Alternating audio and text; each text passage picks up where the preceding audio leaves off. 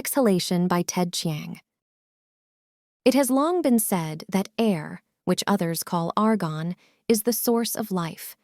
This is not in fact the case, and I engrave these words to describe how I came to understand the true source of life and, as a corollary, the means by which life will one day end. For most of history, the proposition that we drew life from air was so obvious that there was no need to assert it.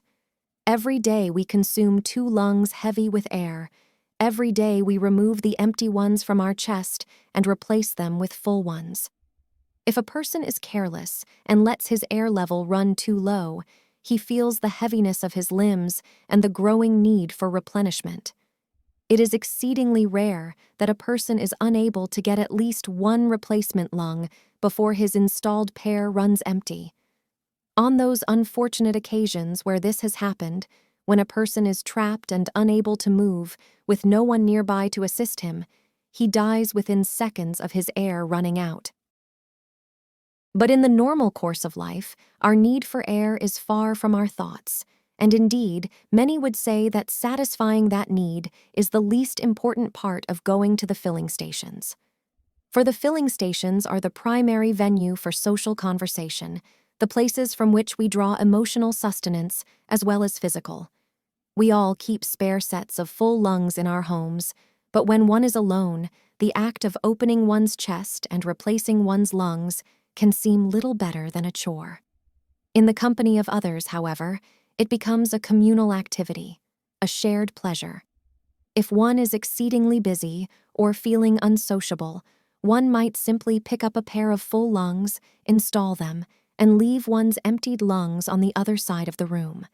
If one has a few minutes to spare, it's simple courtesy to connect the empty lungs to an air dispenser and refill them for the next person. But by far, the most common practice is to linger and enjoy the company of others, to discuss the news of the day with friends or acquaintances, and, in passing, offer newly filled lungs to one's interlocutor. While this perhaps does not constitute air sharing in the strictest sense, there is camaraderie derived from the awareness that all our air comes from the same source, for the dispensers are but the exposed terminals of pipes extending from the reservoir of air deep underground, the great lung of the world, the source of all our nourishment. Many lungs are returned to the same filling station the next day, but just as many circulate to other stations when people visit neighboring districts. The lungs are all identical in appearance, smooth cylinders of aluminum, so one cannot tell whether a given lung has always stayed close to home or whether it has traveled long distances. And just as lungs are passed between persons and districts, so are news and gossip. In this way, one can receive news from remote districts, even those at the very edge of the world, without needing to leave home, although I myself enjoy traveling. I have journeyed all the way to the edge of the world and seen the solid chromium wall that extends from the ground up into the infinite sky. It was at one of the filling stations that I first heard the rumors that prompted my investigation and led to my eventual enlightenment. It began, innocently enough, with a remark from our district's public crier. At noon of the first day of every year, it is traditional for the crier to recite a passage of verse, an ode composed long ago for this annual celebration, which takes exactly 1 hour to deliver. The crier mentioned that on his most recent performance, the turret clock struck the hour before he had finished, something that had never happened before. Another person remarked that this was a coincidence because he had just returned from a nearby district where the public crier had complained of the same incongruity. No one gave the matter much thought beyond the simple acknowledgement that seemed warranted. It was only some days later, when there arrived word of a similar deviation between the crier and the clock of a third district, that the suggestion was made that these discrepancies might be evidence of a defect in the mechanism common to all the turret clocks, albeit a curious one to cause the clocks to run faster rather than slower. Horologists investigated the turret clocks in question, but on inspection they could discern no imperfection. In fact, when compared against the timepieces normally employed for such calibration purposes, the turret clocks were all found to have resumed keeping perfect time.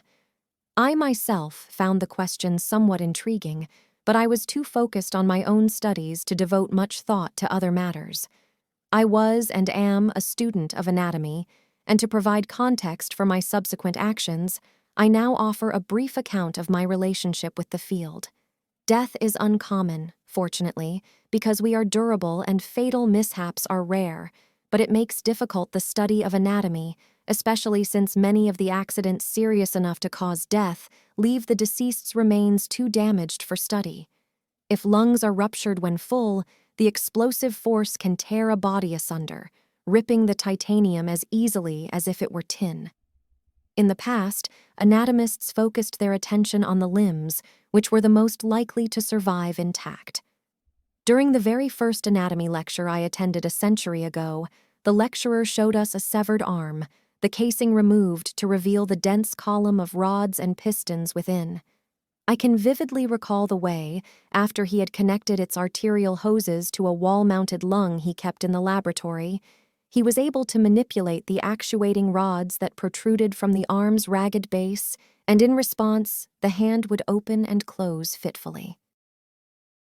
In the intervening years, our field has advanced to the point where anatomists are able to repair damaged limbs and, on occasion, attach a severed limb.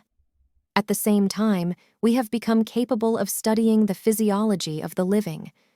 I have given a version of that first lecture I saw, during which I opened the casing of my own arm and directed my students' attention to the rods that contracted and extended when I wiggled my fingers. Despite these advances, the field of anatomy still had a great unsolved mystery at its core, the question of memory. While we knew a little about the structure of the brain, its physiology is notoriously hard to study because of the brain's extreme delicacy. It is typically the case in fatal accidents that, when the skull is breached, the brain erupts in a cloud of gold, leaving little besides shredded filament and leaf, from which nothing useful can be discerned. For decades, the prevailing theory of memory was that all of a person's experiences were engraved on sheets of gold foil. It was these sheets, torn apart by the force of the blast, that were the source of the tiny flakes found after accidents. Anatomists would collect the bits of gold leaf, so thin that light passes greenly through them, and spend years trying to reconstruct the original sheets, with the hope of eventually deciphering the symbols in which the deceased's recent experiences were inscribed.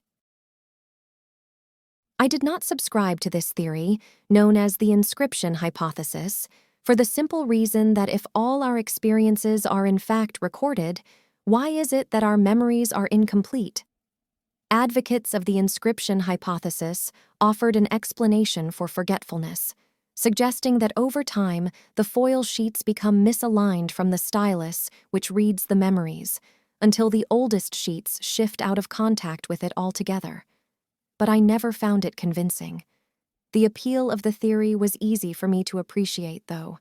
I, too, had devoted many an hour to examining flakes of gold through a microscope, and can imagine how gratifying it would be to turn the fine adjustment knob and see legible symbols come into focus.